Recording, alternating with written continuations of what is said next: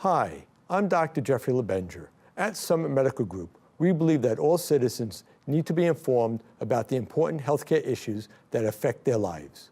That's why we're very proud to support important programming produced by the Caucus Educational Corporation. Funding for this edition of One-on-One with Steve Adubato has been provided by Investors Bank, Caldwell University, Summit Medical Group, Community Food Bank of New Jersey, New Jersey State Nurses Association and the Institute for Nursing, Fedway Associates, and by the Russell Berry Foundation. Promotional support provided by NJ.com, Small News, Big News, True Jersey. And by HipNewJersey.com. Live hard, work hard, play hard. You're from New Jersey, and so are we. This is One-on-One. I'm an equal American just like you are. The jobs of tomorrow are not the jobs of yesterday. Look at this. You got this? Here it is, man. Look at that. Life without dance is boring. When you first heard that they were doing Charlie Rose and Gayle King, didn't you go, what? Do you enjoy talking politics? No. People call me because they feel nobody's paying attention. Our culture, I don't think, has ever been tested the way it's being tested right now. Such a good question. High five.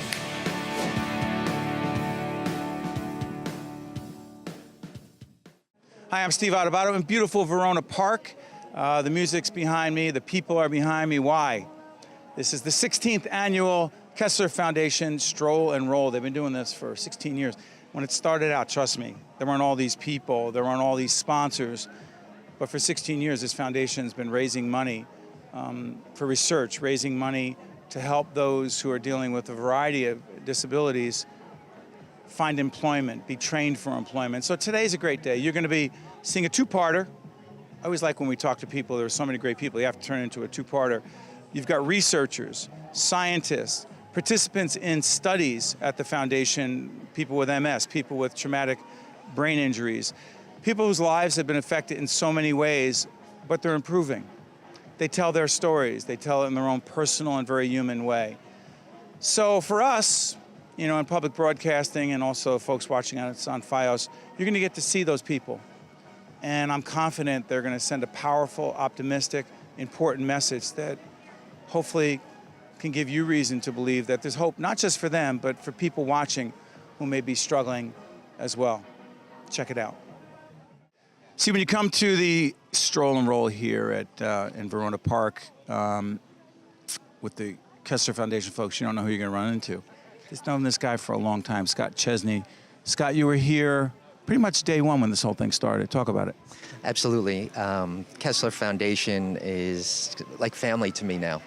They do so much to enhance the quality of life for myself and my extended brothers and sisters with disabilities. So they're a fixture in our life. So anything that we can do with them, for them, we answer the call. Being one of their ambassadors for the last 8 years too, it's just such an honor and such a pleasure. And again, wanting to just extend their work and reach the masses, which they've done. The Kessler name is stronger than ever before, and the foundation's stronger than ever before. You know, it's funny, we're in Verona, and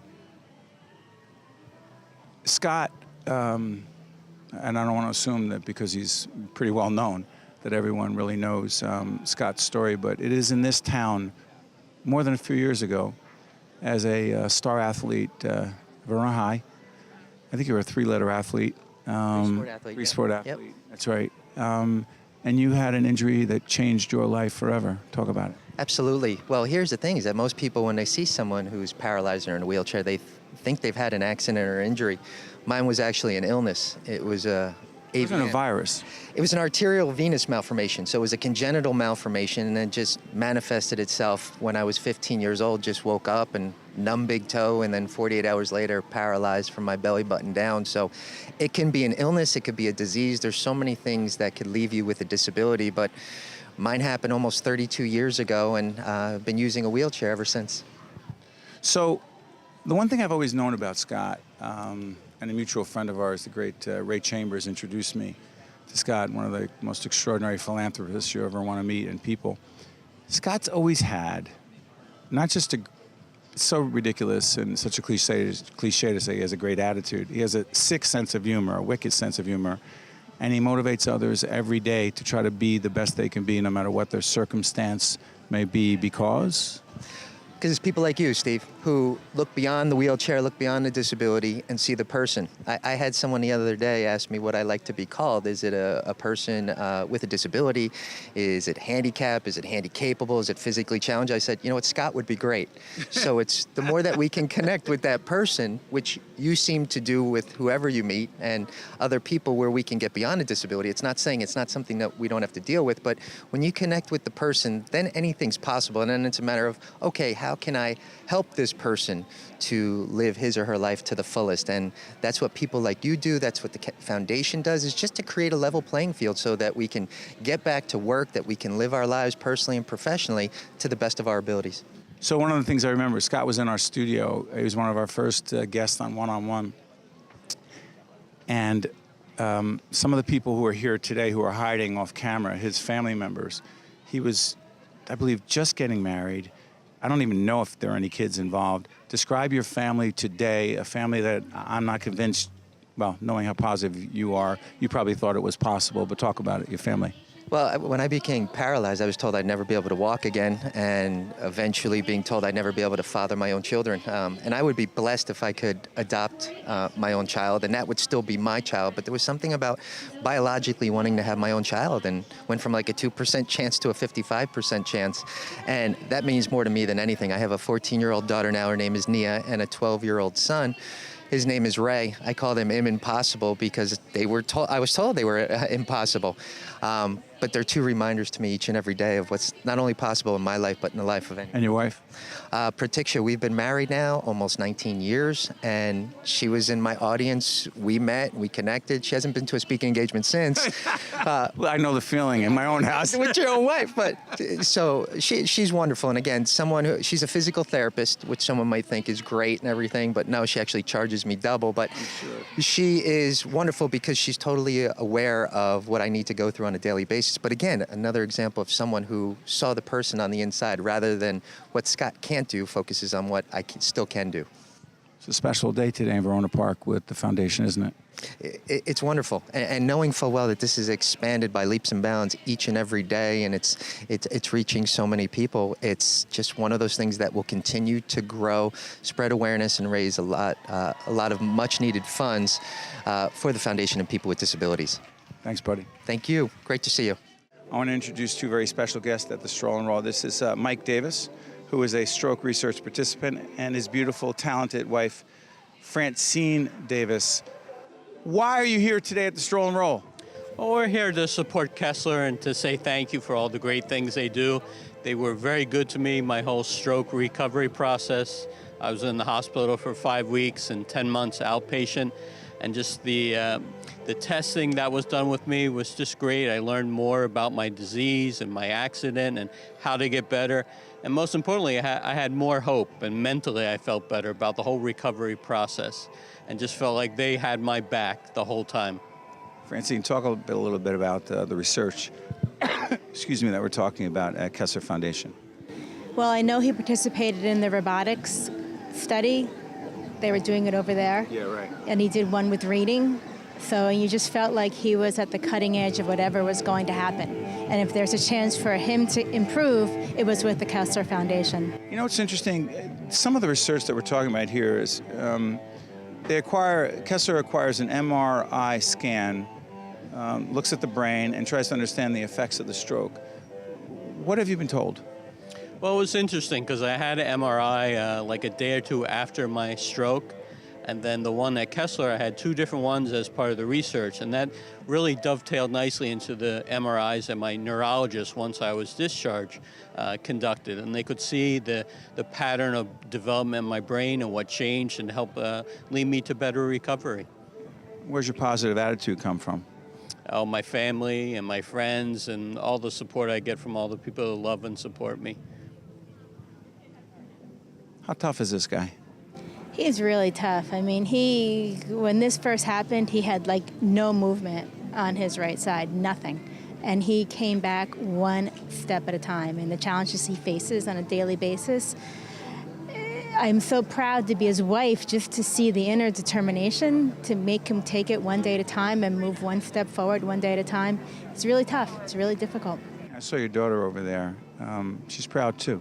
Yeah, she is. She took care of him while I was working. When he first came out of the hospital, she didn't work last summer, and she stayed with him every day at Kessler for a year, basically. So yeah, she's a special lady, our daughter. Like, what's the message you want to send to folks watching right now? Could be dealing with a stroke, a traumatic brain injury, any injury, and sometimes it's not injury. We were talking to our friend Scott Chesney before. For him, it wasn't an injury per se. It was a disease, an illness that affected him. What do you want to say to those who may not have the optimism and the hope that you appear to have right now? What's the message to them?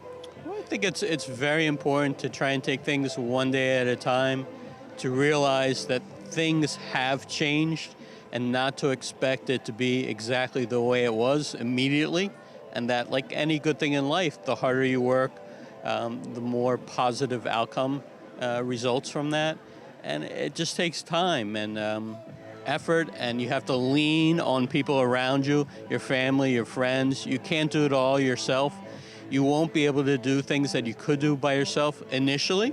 Hopefully you'll get those back, but you just have to have a day-by-day attitude that gets you to the point of more normalcy. So, thank you to both of you. Appreciate it. Thank you. Thank you. We're speaking with Dr. Olga Boukrina, who is research scientist in stroke rehabilitation research at Kessler Foundation. Doctor, it's great to have you join us at the Stroll N Roll. Talk about your research. One of the projects that I am involved in right now is looking at how people read and understand words after a left-sided stroke. The left side of our brain helps us to speak and to understand language. It also supports our ability to read and write. And for millions of stroke survivors, reading deficits represent a significant handicap. They prevent them from returning back to work and from enjoying leisure activities such as reading. So oftentimes, reading deficits arise even in the absence of significant spoken language impairments, and so they can be difficult to detect right away if not specifically tested for. So, how do you test for them? So you assess reading specifically, but in a setting of in a rehabilitation setting where people are just asked to speak and to move around, that's not a priority to test for reading ability. But we test reading in different ways. We look at three fundamental abilities that help us to read. One is the ability to recognize letters, so put letters into strings that make up words. The other one is to translate letters into sounds, and the third one is the ability to connect those sounds to their meaning. And people can have reading deficits because of a variety of different causes. So they can have a phonological deficit where they're unable to translate letters into sounds. That's phonics. Yes, sort of. No, but that's what you mean by that, right? Yes, I do. Or they can have a semantic deficit where they're not able to recognize the meaning of the words. So those are two very different deficits, right? Very different deficits that require different approaches for rehabilitation. So the protocol is different. The protocol is different, and there may be different underlying brain bases for those conditions. And so that's hold on for a second, because when you mention that, doctor, there may be different brain-related reasons for it. The doctor's research looks heavily at MRI data analysis. Help us understand that, because when I first read that, I said, well, what would you find out there? Yes, so we scan the participant's brain in using different MRI scans to help us see different contrasts in the brain. And then we try to associate a particular pattern of brain impairment with a particular deficit that they have. We also look at longitudinally, how does the patient recover over the period of several months. Are you looking at more MRIs? Yes, more MRIs and more behavioral testing. What do they tell you? So we can look at change over time. Let's say somebody improved their reading ability. They improved in semantics, or they improved in phonology.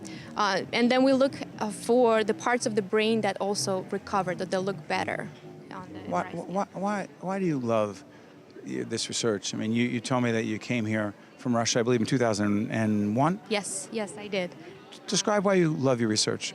Well, I've always been interested in psychology, but I love MRI research for the kinds of answers that it can give us. That we can, the potential to look at a brain scan of somebody and say that they will or will not have a reading deficit and what kind of therapy they will need is amazing. I think that's the future of rehabilitation research, is to be able to use neuroimaging to inform early on our decisions about the kinds of therapy that we will perform on the patient. How optimistic are you about the future?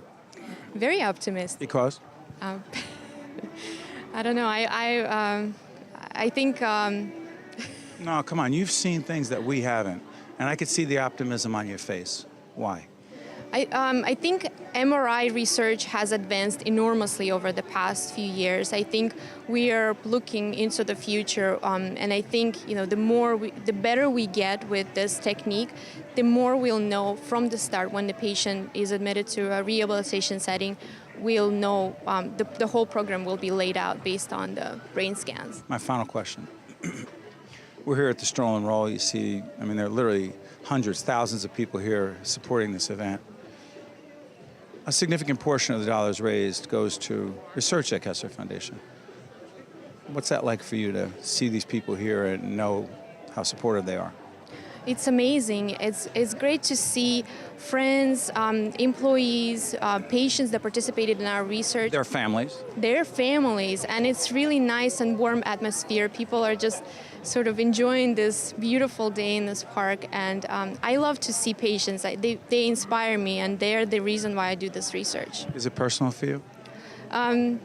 Well, I'm involved with every patient that I test. We spend about a week to 2 weeks at each testing session. I get to learn, their passions, their families, and I see how they're getting through recovery. And I'm really kind of, I relate to them, and I feel strongly about doing the kind of research that helps them. Thank you, doctor. Thank you very much. To watch more One-on-One with Steve Adubato, find us online and follow us on social media. Dr. Karen Nolan is doing extraordinary research. She's a senior research scientist in human performance and engineering at Kessler Foundation. Good to see you, Karen. Great to see you. Today's a great day because? The Stroll N Roll is a really important event for the Kessler Foundation, where we work to raise money as well as raise awareness of helping people with disabilities. So we do research at the Kessler Foundation in cognition and mobility, and today is an event to share with the community some of the great research that we do. Describe it. I happen to have talked with Karen off camera an awful lot about her research, and it's every time I hear about it, it is literally mind-blowing. Describe it in more detail. So the work that I do is actually to help people learn to walk again. So we have different interventions that we do. So typically the work that I do is in people who've had a brain injury. And after a brain injury, they have one-sided weakness or the inability to move their limbs on one side. And so we have robotic interventions, and we have many different interventions that we work with the clinicians at Kessler Institute to help them regain the ability to walk. Break that down a little bit. We're going to be speaking to one of your patients just a little bit later. When someone has again, every traumatic brain injury is different. It affects a person differently. But what are we really talking about? So it affects their quality of life. So if they want to walk across the kitchen floor, or they want to walk across the street, or they want to go shopping in the community, they need to walk, they need to ambulate. So for me, I break it down to all the mechanics of how the muscles are moving and how the bones are moving and how the joints are moving. But for that person, it has to do with what choices they can make every day and what activities they can participate in. So right now we're working on doing robotics research, and that research goes... What does that mean? Robotics are basically using motors to support the human structure. And so the motors can actually support the entire structure to help keep someone upright and to advance their limbs. Or the robot can actually just help with some movements. So maybe help move the limb when it's weak, or help move the limbs move in a sequential or even pattern. Right now we're doing that to help people who have had acute injuries, meaning early in their stage of recovery, and now we're actually advancing in brain injury into doing it in a more chronic phase, where people are making choices about what they can access in the community. And if we can do an intervention to increase their ability to move or increase their choices of what they can do every day, then we've made a difference in the lives of someone with a disability. Beyond the research part of this and the scientific part of it, I've talked to some of your colleagues, Doctor, and the personal human quality of life piece is huge. It's huge. It's everything. Because for me, I want to see how the muscles are firing. Because if I can change the way the muscles are firing and I can change the way the system is walking, I can improve the choices they make and I can improve the person's experience when they walk. If they're more balanced, they can walk across the grass we're standing on right now. You can't stand on grass if it's full of chestnuts, which we're standing on, right? You can't stand on that because it's very uneven and it's very unbalanced to walk on something that's very uneven. So they may not be able to come to the Stroll N Roll. They may not be able to come to this event because they can't walk on uneven surfaces. Pavement is one thing, curbs are another thing, walking across the grass, walking up a ramp. All of these are community obstacles we face every day, a wet floor. So the more balanced you are, the more of these surfaces you can walk across. And what we're trying to do is interventions that can help people balance, have better strength, and sequence their limbs or walk more effectively over these surfaces in the community. Talk about why this event is so special. I mean, I've been here a few times, and the enthusiasm, the passion, the raising of dollars for research and for helping people gain employment and job training, it's so special. So this event is very important to the Kessler Foundation because we not only can raise money, but we're raising awareness of disability in the community. And we're raising awareness for those that live in the community. We're also raising awareness for people with disability to see the options that are available for some of the research opportunities, the treatments that are available, as well as raising awareness to other scientists and people in the community who are looking for jobs. So it's really an outreach to show what the foundation is doing. And of course, we're raising some money to help future research endeavors. Carla Basante, she is an MS research participant. We're at the Kessler Foundation 16th annual Stroll N Roll. You're pumped up for today, right? I am pumped up for today because I see all of these people happy. For an organization, a foundation that has helped them to lead normal, happy lives without being judged. No one here judges in this where we are right now. It's a beautiful atmosphere, and I'm very happy to be here. So, describe. I don't even like asking it this way, but describe your MS. I've had MS since 1997, and I have had ups and downs with it. I've actually had seizures from it, and when I was brought into the hospital at that time with the seizures, they thought I had brain cancer because I had so many lesions, to figure out that my MS has progressed. Right. So it's changed my life because I'm also a single mom. So I'm raising a child while having a debilitating disease that there's no cure for. It's scary. It's really scary at times. But, you know, for the most part, with organizations like Kessler, it helps you to bring you back to point that you have a life. It may be different, and you're still going to function, and you're going to move forward with it, but you're going to change. But you have to learn how to adapt to it. So having... Give us one example. Hold on, I'll try one. You tell me if I'm wrong. Okay. So Carla was saying, and by the way, it's a beautiful day in the fall of 2017. We're here in Verona Park.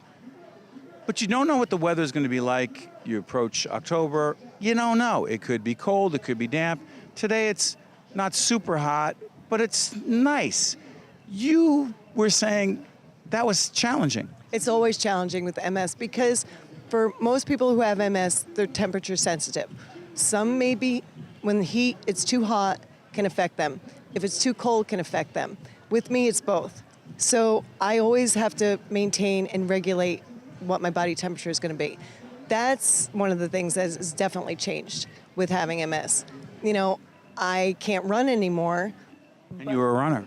I like to run. I like to work out. I was an aerobics instructor. I can't do that anymore. So it has affected my life, but I adapted because now I can ride a stationary bike. Now I can do yoga. Now I can do Tai Chi. So there's still opportunities for people to live a high quality of life. And the Kessler Foundation, from the bottom of my heart, has truly helped with doing that. How so?